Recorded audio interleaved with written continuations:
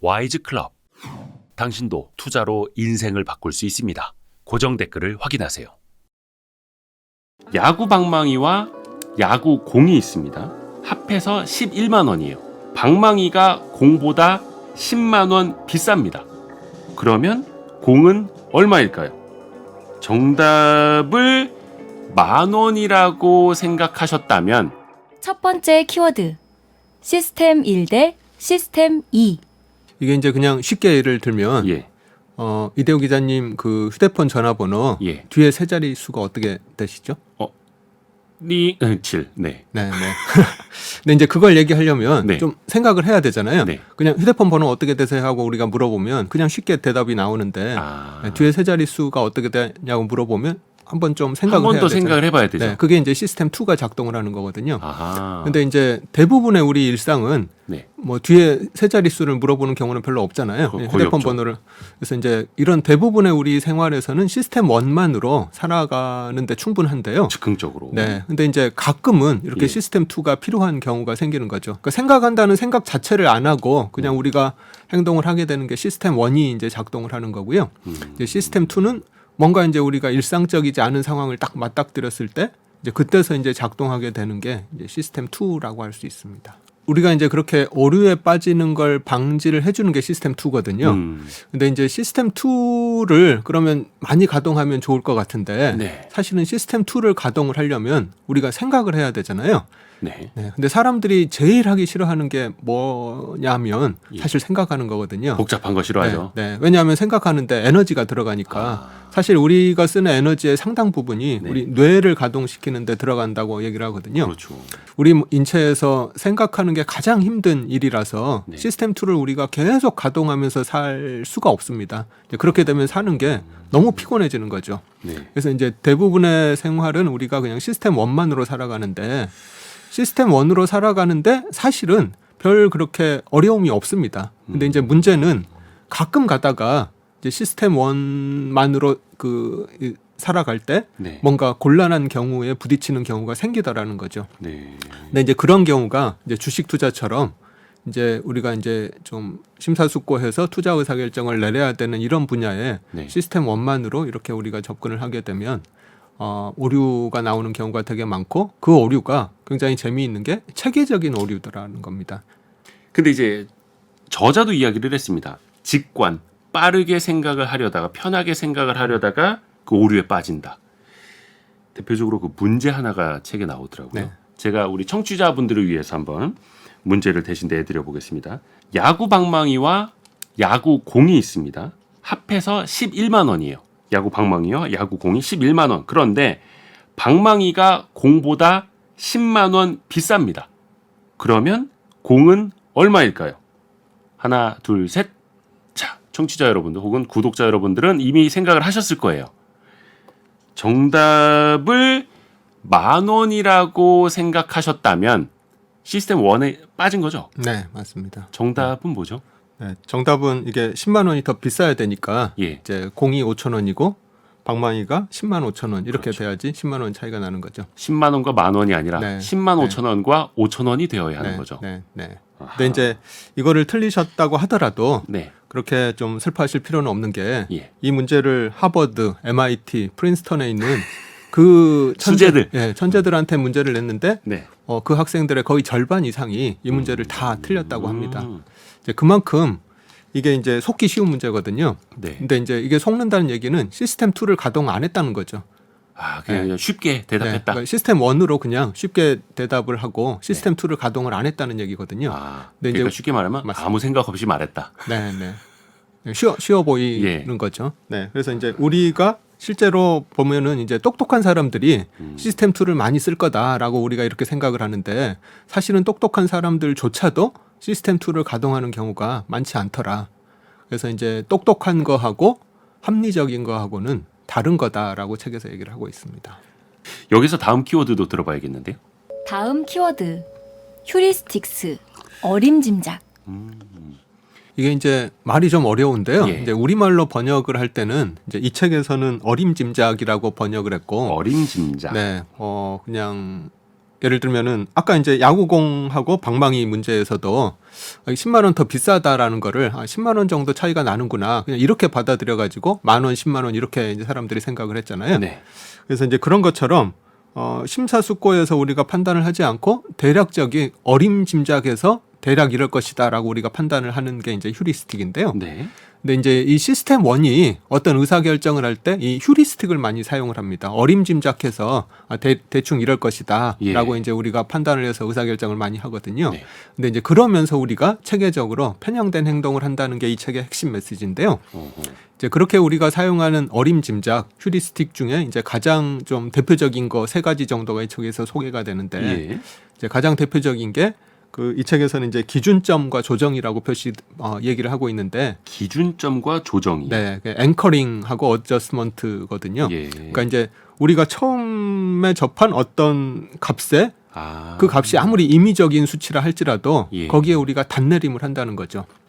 닻을 내려버린다. 네. 그 생각에. 네, 사람들이 이제 주식 투자할 때도 내가 산 가격, 예. 뭐 전 고점, 뭐 이런 것들에 이제 단내림이 돼가지고 예. 뭐 쉽게 못 팔기도 하고, 뭐 쉽게 못 사기도 하고 이제 이런 게 나오는데요. 네. 제가 볼 때는 이제 사람들이 주식 투자를 할 때 가장 좀 심각한 게 예. 이제 저희들 가치 투자자들 같은 경우에는 기업의 실적을 추정을 하는 건데 예. 기업 실적 추정을 할 때 과거 실적에 굉장히 단내림이 되는 경우가 굉장히 많이 있습니다. 또 하나가 회상 용이성이라는 이야기도 나와요. 회상 용이성. 그러니까 이제 꼭 그게 과거를 돌아본다라는 것보다는 예. 하여튼 쉽게 머리에 떠오른다. 쉽게 생각할 수 있다는 게 이제 회상 용이성인데요. 네. 우리가 어떤 판단을 내릴 때 머릿속에 쉽게 떠오르는 사례를 가지고 어떤 행동을 하더라는 거거든요. 예를 들면 이제 최근에 뭐 비행기 사고가 났다. 그러면은 비행기 타는 건 위험하구나.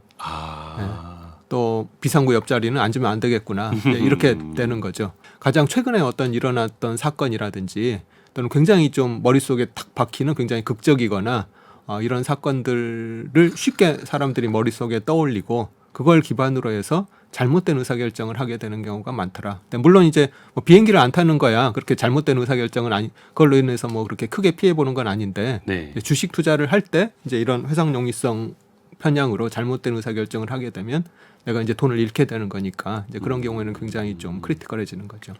사람들이 그 주식 투자를 할 때 가장 최근에 성과가 좋았던 그런 상품이라든지 투자 기법을 추종하는 경우가 일반적입니다. 예를 들면은 그 2020년, 2021년 초반 네. 그때 이제 동학개미 열풍이 불었을 때 플랫폼 기업들이 실적들이 다들 좋았거든요. 그때 엄청났죠. 네, 카카오, 네이버 뭐 이런 기업들 포함해가지고 여러 플랫폼 기업들 실적이 좋으니까 이제 네. 많은 사람들이 다들 플랫폼 기업에만 투자를 했었었는데 사실은 더 과거를 돌아보면 그 2020년 이전 한 10년 동안 카카오가 거의 박스권 장세에서 10년 예. 동안 머물렀었고요. 아하. 네이버 같은 경우도 뭐 한 6, 7년 동안 계속 박스권에서 헤어나지를 못했었습니다. 예. 이제 올랐던 거는 2020년에서 2021년 요 한 1년 반 동안에 플랫폼 기업들이 굉장히 좋았던 건데 네.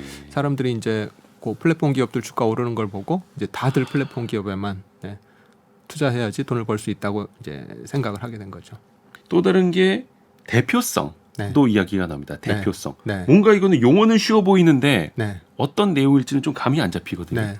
대표성이라는 게 이제 쉽게 얘기하면 그냥 대표적인 이미지거든요. 대표적인 이미지. 예. 이 사람이 이제 뭐 잘생기면 네. 이 사람이 뭐 똑똑하기도 할 거다. 아. 이 사람이 이제 좋은 대학을 나왔으면 예. 똑똑하니까 뭐 사업도 잘할 거다. 이렇게 우리가 생각을 하게 되는 게 이제 대표성 오류인데요. 네. 그러니까 이제 어떤 부분만을 보고 전체를 판단을 해버리는 거죠. 이제 우리가 스테레오타입이라고 뭐 그 고정관념, 정형화된 네. 생각 얘기를 많이 하는데 정형화된 생각. 그런 스테레오타입이 어떻게 보면 이제 대표성하고 이제 비슷하다고 생각을 고정관념 이렇게 생각을 해도 될까요? 네, 맞습니다. 이제 주식시장이라는 게 결국은 뭐 기업들이 경제에서 활동을 한 결과물이니까 경제가 좋아야 주식시장도 좋을 거다 이렇게 잘못 생각을 하게 되는데 네. 사실은 물론 이제 경제하고 주식시장이 어느 정도의 상관관계는 물론 있긴 하지만 네네. 그 상관관계가 많은 사람들이 생각하는 것만큼 그렇게 높지는 않더라는 거죠. 주식시장은 경제에 선반영해서 미리 올라가는 경우가 참 많아서 네. 경제가 굉장히 안 좋은데도 불구하고 주식시장이 뭐 이제 미리 올라가는 경우가 참 많고 예. 경제가 굉장히 좋은데도 이제 주식시장은 하락하는 경우가 이제 오히려 더 그렇죠. 많고요. 그리고 또 뭐 지수 같은 경우도 사람들을 이제 현혹시키는 경우가 참 많은데 네. 특히 우리나라 지수 같은 경우는 이제 코스피 같은 경우는 삼성전자를 포함한 예. 이런 반도체에 굉장히 크게 좌우되기 때문에 음. 사실 삼성전자가 주가가 오르면 지수는 그냥 오르게 돼 있거든요. 네네. 그래서 이제 뭐 지수가 오르면 사람들이 주식시장이 좋다라고 생각을 하는데 뭐 생각할 수가 있는데 이제 그렇지 않고 삼성전자만 오르면 사실 주식시장이 오른 거하고 대부분의 투자자들의 투자 성과하고는 또 이제 전혀 다른 문제가 될 수 있는 거죠. 아, 또 많은 사람들이 우량 기업 사놓으면 다 괜찮을 거다. 네. 뭐 삼성전자 같은 예. 우량주를 투자하면 절대 손해 볼 수 없다. 음. 네. 근데 이제 사실 우량주하고 이 기업이 이제 투자하기에 좋은 가격인가 하고는 이제 전혀 다른 차원인데 많은 사람들이 이제 그 투자하기 좋은 주식인가 하는 거하고 우량주인가 하는 거를 좀 잘못 착각하시는 경우가 많은 것 같습니다. 다음 키워드도 알아보죠. 다음 키워드는 평균 회귀. 사실 이제 이 평균액이라는 게 요 책에서 이제 다니엘 카너맨이 네. 이제 직접 겪었던 그런 일화가 나오면서 소개가 되는데요. 오, 네. 그 일화가 재미있습니다. 이분이 이제 그 이스라엘 출신이신데요. 예. 이스라엘 공군 비행 교관들을 대상으로 심리학 강의를 했었는데요. 예. 이제 심리학 강의 내용이 잘못했을 때 벌을 주기보다는 잘했을 때 칭찬을 해주는 게 훨씬 더 효과적이다. 이런 이제 내용의 강의를 했는데 네. 그 강의를 듣던 교관 중에 한 명이 이제 반론을 제기합니다. 예. 잘했을 때 뭐 칭찬을 해주고 잘못했을 때 잘했을 때 칭찬을 해줬더니 예. 오히려 그 다음에는 성과가 나빠지는 경우가 많더라. 아, 반론을 제기한 사람이 네. 칭찬해 주니까 오히려 성과가 안 좋아지던데요라고. 네. 오히려 이제 잘못했을 때 뭐 벌을 주면 아, 그게 오히려 더 나는 효과가 있더라. 군대니까 그럴 네, 수는 있겠지만. 네. 근데 이제 그게 전형적인 평균 회귀 오류거든요. 네. 네. 그 평균 회귀가 왜 일어난다고 혹시 이대호 기자님 생각하십니까? 왜 일어난다? 네. 데이터가 누적이 계속 되기 때문 아닐까요? 장기간. 네. 이제 장기적으로 보면 이제 평균 회귀가 일어나는 건데요. 예. 이제 평균 회귀가 왜 일어나냐 하면 예. 이 세상을 살아가면서 우리가 얻게 되는 어떤 결과가 예. 실력만으로 이룰 수 없기 때문에 평균 회귀가 일어나는 거거든요. 아. 우리가 살아가면서 얻게 되는 모든 성과는 실력하고 운이 함께 작용을 해서 우리가 결과를 얻게 되는 건데 예를 들면 이제 비행기 조종사가 고개 훈련을 했을 때 네. 실력만으로 성과가 항상 잘 나오는 게 아니라 예. 그때 뭐 그날의 컨디션이라든지 뭐 기상 상태라든지 이런 여러 가지 조건들이 함께 잘 맞물렸을 때 성과가 나오는 건데 그래서 이제 어떻게 그런 것들이 잘 맞으면 정말 굉장히 고개 비행을 훌륭하게 잘하는 거고 이제 그렇지 않으면 내 실력보다 좀 안 나올 수도 있고 하는 건데요. 이제 그런 것 때문에 실력하고 운이 함께 작용하기 때문에 이 평균 회귀가 작동을 하는 거죠. 그러니까 어떤 일은 실력이 좀 더 크게 영향을 주는 일도 있고 예. 또 어떤 일은 운이 굉장히 크게 좌우를 하는 영역도 있는데 우리가 이제 살아가면서 하는 대부분의 일들이 우리가 성취하는 대부분의 일들은 실력하고 운이 서로 함께 작용을 하는 경우가 많더라. 그리고 이제 특히 네. 주식 투자라든지 기업 경영하는 일이라든지 하는 경우에는 실력하고 운이 굉장히 많이 함께 작용하는 경우가 많다. 운때가 맞아야 된다라는 표현들 쓰지 않습니까? 네. 그게 네. 약간 이런 거랑 같겠네요. 네. 그래서 이제 그 평균 회귀라는 거는 다른 말로 하면 평균 실력으로 회귀한다라고 뭐 얘기할 수 있을 것 같습니다. 다음 키워드도 들어볼까요? 다음 키워드 전망 이론.